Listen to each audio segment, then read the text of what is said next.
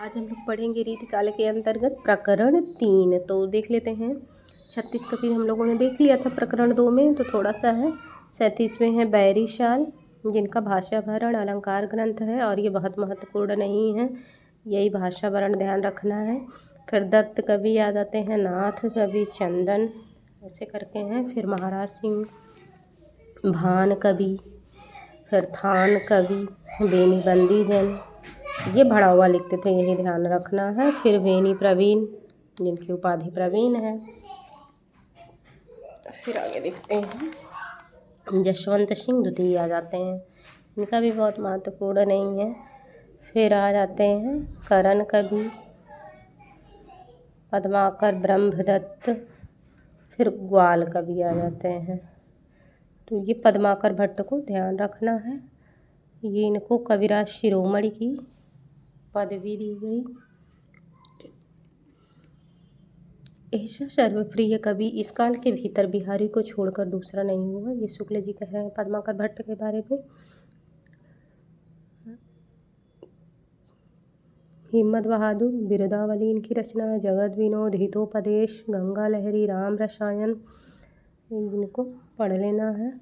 मतीराम के रसराज के समान पद्माकर का जग विनोद काव्य रसिकों और अभ्यासियों दोनों के लिए कंठहार रहा। फिर एक पंक्ति है, फागु की भीरे अभीरन में गही गोविंद ले गई भीतर गोरी।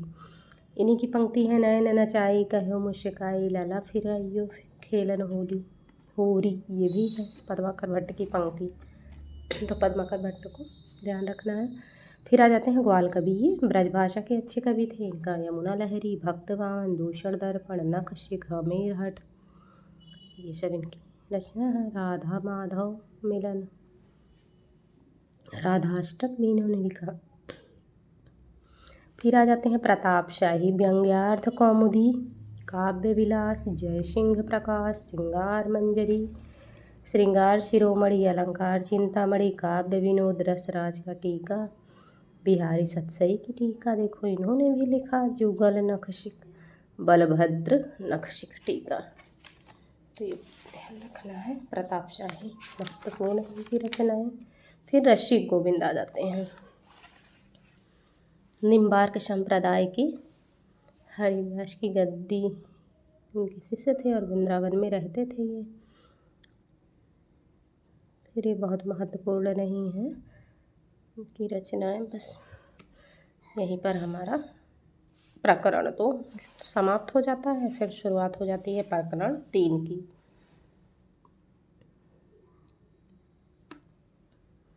प्रकरण 3 में रीतिकाल के अन्य कवियों को रखा है। शुक्ल जी ने महाभारत सबल सिंह ने लिखा दोहा चौपाइयों में, विजय मुक्तावली छत्र सिंह कायस्थ ने लिखा, चंडी चरित्र गुरु गोविंद सिंह का है, छत्र प्रकाश लाल कवि, हमीर रासो जोधराज, नैषध चरित गुमान मिश्र, जैमिनी पुराण शरयू राम का है, बैताल पच्चीसी देवी दत्त, माधवा नलकाम कंदला हर नारायण का है, और माधवा नलकाम कंदला नाम से कई रचनाएं हैं। ब्रजवासी दास ब्रजविलास, गोकुलनाथ का महाभारत है, मधुसूदन दास रामाश्वमेघ, कृष्णदास भागवत, हमीरहट चंद्रशेखर, जंगनामा श्रीधर, ये जंगनामा ध्यान रखना है। राम रसायन पद्माकर का। अब एक ऐसे शुक्ल जी ने चौथा वर्ग जो है इसको वर्गों में बांट दिए थे। चौथा वर्ग सूक्तिकारों का था, जो सूक्तिका के लिए प्रसिद्ध थे, और पांचवा वर्ग ज्ञान उपदेशकों का था, और छठा जो है भक्त कवियों का। तो ऐसे आ जाता है प्रश्न कि रीतिकाल में चौथा वर्ग को किस में रखा था शुक्ल जी ने, तो सूक्तिकारों का वो था। ये देखिए, चौथा वर्ग नीति के फुटकल कवि न कहकर सूक्तिकार कहा शुक्ल ने। रीतिकाल के भीतर वृंद, गिरधर, घाघ और बैताल ये अच्छे सूक्तिकार हुए। अलंकार ग्रंथ है शिवराज भूषण, शिवा वाणी, छत्रसाल दशक, हिम्मत बहादुर, बिरुदावली। फिर आ जाता है संवत 1798, भाषा योग वशिष्ठ राम प्रसाद निरंजनी। हिंदी का प्रथम नाटक आनंद रघुनंदन विश्वनाथ सिंह ने लिखा था। फिर प्रद्युम्न विजय नाटक गणेश कवि ने लिखा।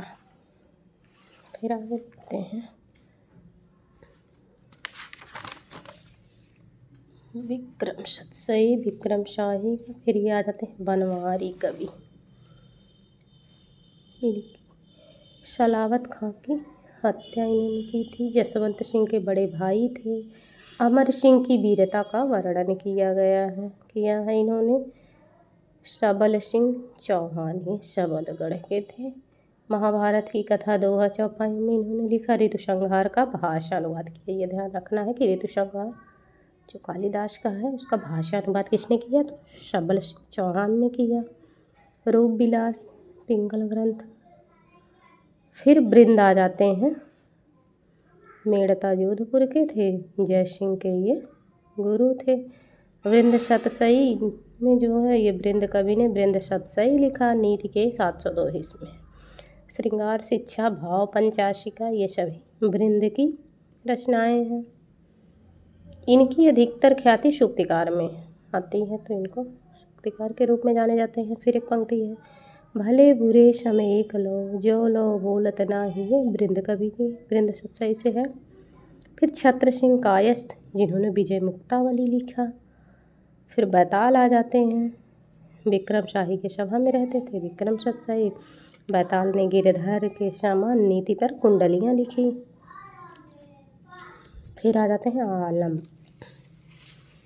जाति के ब्राह्मण थे, ये महत्वपूर्ण है। ब्राह्मण थे शेख रंगरेजिन के प्रेम में इन्होंने मुसलमान उनके प्रेम में पढ़ करके रंगरेजिन के मुसलमान बन गए थे। औरंगजेब के दूसरे बेटे मुअज्जम के आश्रम में रहे। शेख का पुत्र जहान। आलम केली कविताओं का संग्रह है।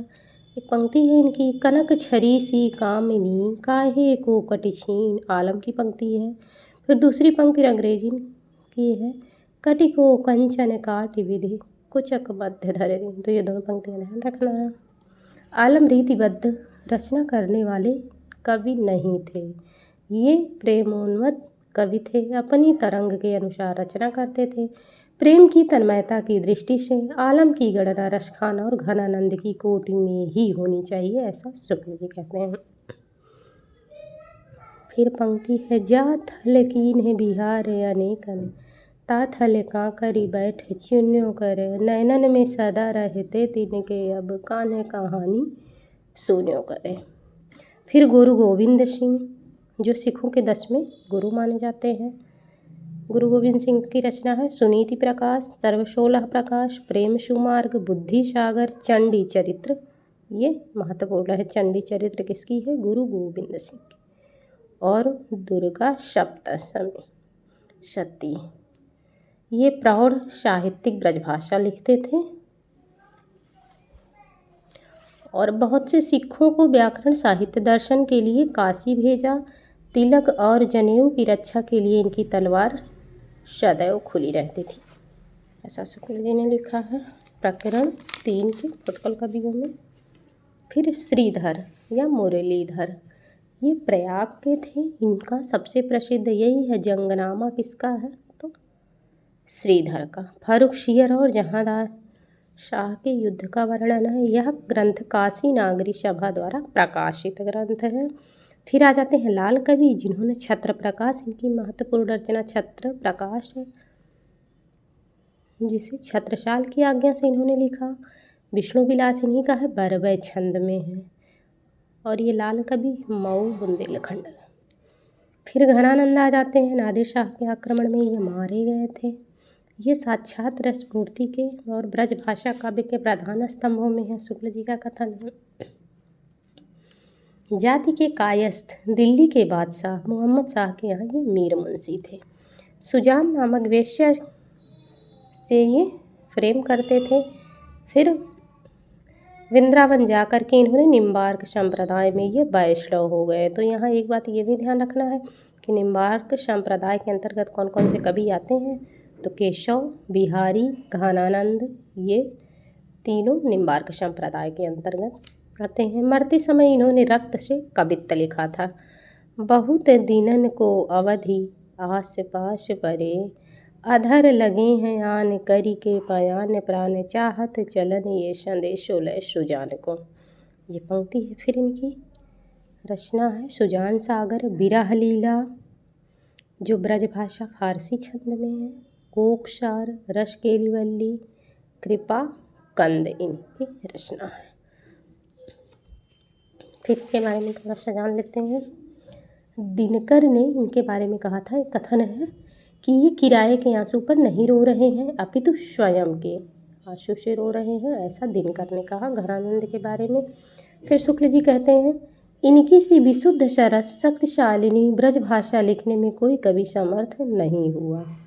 प्रेम मार्ग का ऐसा प्रवीण और धीर पथिक और जवानदानी का दावा करने वाला ऐसा कोई दूसरा कवि नहीं हुआ। ने ही महाब्रज भाषा प्रवीण यो सुंदर ताहु का भेद न जानो। ये पंक्ति भी है। बिहारी की तरह विरह ताप को बाहरी माप से नहीं मापा, ना ही बाहरी उछल कूद दिखाई। ये जो हलचल है वह भीतर की है, बाहर से वियोग प्रशांत और गंभीर है, उनकी मौन मत ही पुकार है, ऐसा करके शुक्ल जी ने लिखा है। फिर अतिशुग्धो स्नेह को मार्ग है, जहाने के सयानप बाक नहीं, तुम कौन सो पाटी पढ़े हो लला, मन ले हो पैदे हो छटाक रे। ये पंक्ति है। फिर आ जाते हैं रसनिधि। इनका वास्तविक नाम पृथ्वी सिंह था। अद्भुत यह गति प्रेम की, बैनन कहीं न जाए, पंक्ति इनकी है। रतन हजारा रसनिधि का है, बिहारी सस्सई के अनुकरण पर लिखा इन्होंने। फिर विश्वनाथ सिंह आ जाते हैं जो रीवा के थे। अब सबसे महत्वपूर्ण इनका है कबीर के बीजक की टीका किसने लिखा, तो विश्वनाथ सिंह ने लिखा। और सबसे महत्वपूर्ण ये हो जाता है कि निर्गुण के स्थान पर इन्होंने सगुण में लिखा, निर्गुण में ना लिख करके इन्होंने सगुण में लिखा। कबीर की जो बीजक थी उसकी टीका विश्वनाथ सिंह ने। विनय पत्रिका पर भी टीका इन्होंने लिखा। आनंद रघुनंदन नाटक इनका ब्रज भाषा में है। रामायण अष्टयाम भारतेंदु हरिश्चंद्र ने हिंदी का प्रथम नाटक भी माना। अबोध नीति ध्यान मंजरी गीतावली तुलसी की है और पूर्वाध लग जाएगा तो ये विश्वनाथ सिंह की हो जाएगी।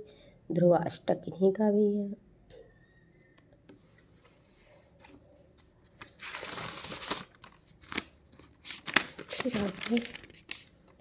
नागरीदास आ जाते हैं।